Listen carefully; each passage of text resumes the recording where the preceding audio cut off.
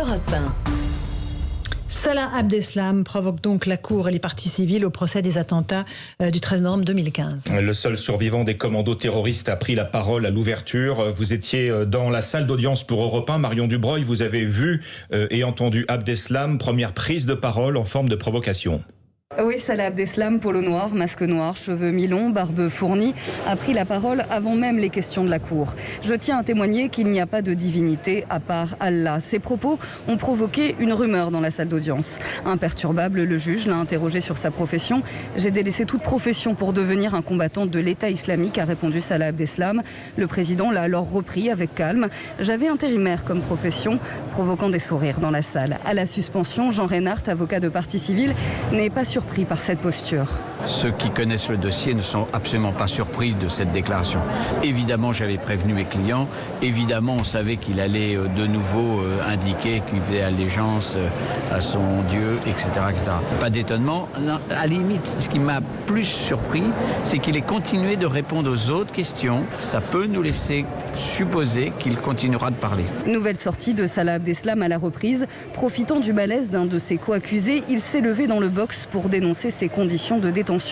Vous ne faites pas attention aux gens, dangereux ou pas dangereux, on est des hommes, on a des droits. Cela fait 6 ans que je suis traité comme un chien, a déploré celui qui est à l'isolement, surveillé 24 heures sur 24 en prison. Et au-delà des provocations d'Abdeslam, le président de la Cour a fixé un cap à ce procès, Marion. Oui, un cap aux 1800 parties civiles dont la Cour égrène toujours les noms en ce moment. Jean-François Perriès s'est adressé aux rescapés, aux proches endeuillés dans la salle d'audience.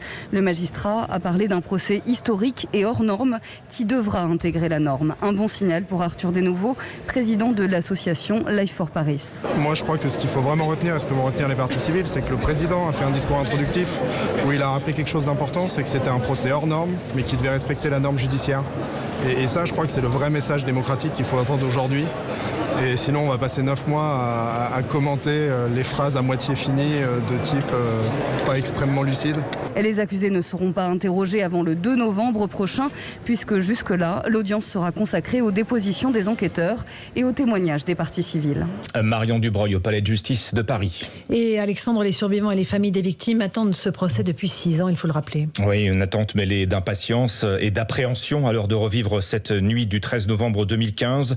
Dominique Kielmouès est la mère de Victor, tué au café La Belle Équipe. Elle est aussi responsable d'une association de victimes heurtées par les premiers mots d'Abdeslam.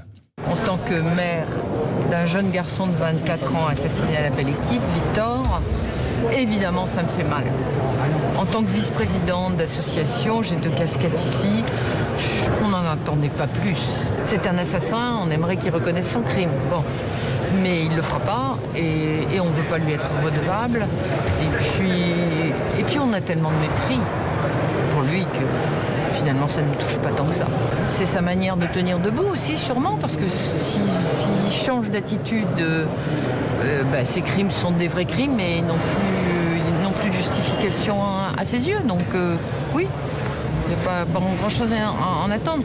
Ce qui fait mal aussi, c'est quand on voit l'énumération des gens qui sont dans le box, on se dit que quand même, la Belgique, on aurait peut-être pu réagir un peu mieux et un peu plus vite et un peu plus fort, parce que quand même.